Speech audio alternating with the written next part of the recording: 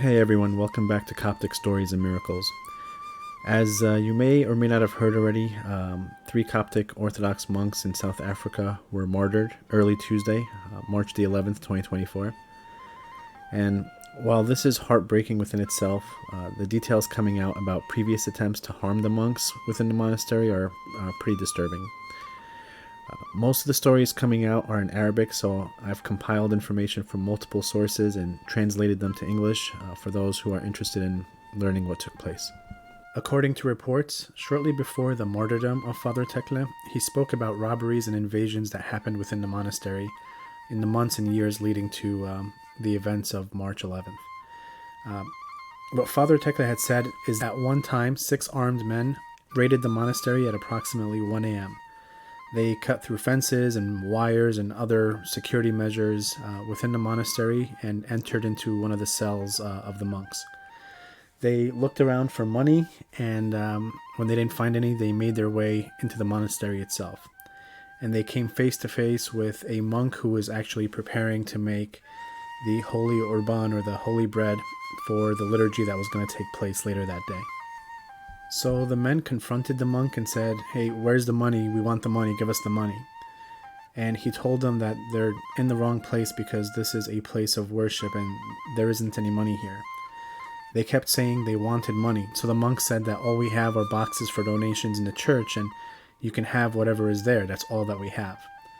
So they went into the church and they opened the donation boxes and they found very little money, amounting to maybe just some change.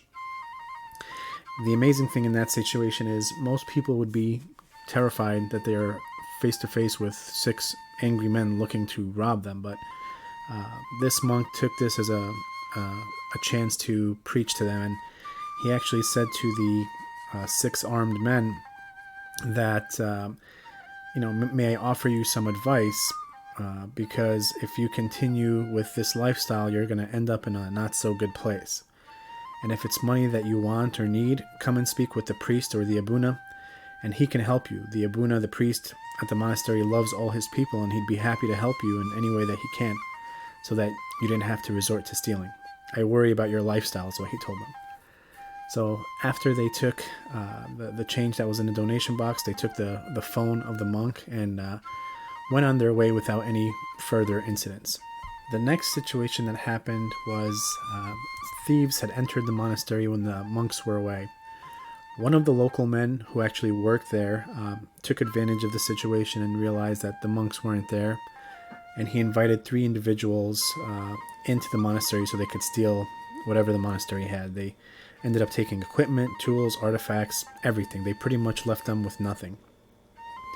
So when the monks returned to find that they had been robbed, they called the authorities, and when they spoke with the detective in charge, they told him, please help us find what was taken because we don't have the funds or the means to rebuy these things for the monastery. So the detective was kind enough to take multiple officers, I think it was 7 officers in total, and they went to investigate. What happened next really amazed me, and I shouldn't be amazed because our church is rich with stories like this, thankfully. But it's always nice to hear when something like this happens. But while in handcuffs, the thieves admitted to stealing from the monastery. But they said that before they could reach the fence to exit the monastery, they felt a strong, intense power stopping them. So much that they couldn't move with the equipment in hand, and they became absolutely terrified. So they had to dump all of the equipment and the artifacts and everything behind the fence, and they made their escape empty-handed. So according to the individual reporting this story, this is documented within the police report as well. So they had everything in hand and they were ready to make a run for it, but something almost physical was stopping them from exiting the monastery with these things, which is really a blessing and just amazing to hear. So the detective then asked the monk, what is this power that stopped them? And the monk said, it was the power of the cross. They make the sign of the cross from the north to the south and the east to the west before they leave, and just for protection. And they also asked God to send St. George, St. Philippotir Markurios, the saint with two swords, St. Mina Popkrolos, along with St. Samuel the Confessor and St. Mark, who the monastery is named after. So from that moment, all the police officers who were involved with the case began to love the monastery, and when they had someone who was sick or had a problem, they would bring them to the monastery for help.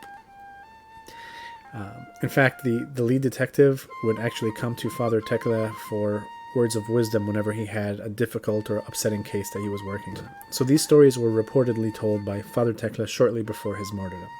Now, the actual martyrdom of the monks, there's still a lot to be investigated and learned. All we know is that they caught a man, I believe he's in his mid-30s, and although it was originally said that this was a robbery, nothing was stolen, so I think there's a lot more to the story as the investigation continues. And, while the information that happened last Tuesday is still limited, it's still a heartbreaking loss for the Coptic Orthodox community. May the Lord repose the souls of Father Mina, Father Justus, and Father Tekla, and may they pray for us before the Lord. As more information comes out, I will definitely keep you updated in future videos. Thanks for watching, and God bless you all.